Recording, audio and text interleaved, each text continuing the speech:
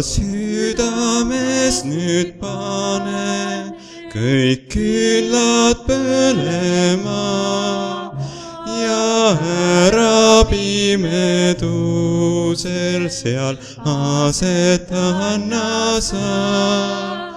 Kas oled kurb või haige, sa looda kannata ja usuvalukarik saab viimaks tühjaks ka. Ei igavest või kesta, ei ükski oht ei õnn, ning sagedast su valu sul õnnistuseks on. Sa südames nüüd pane kõik küünlad põlema ja ehi oma hinge sa taeva rahuga.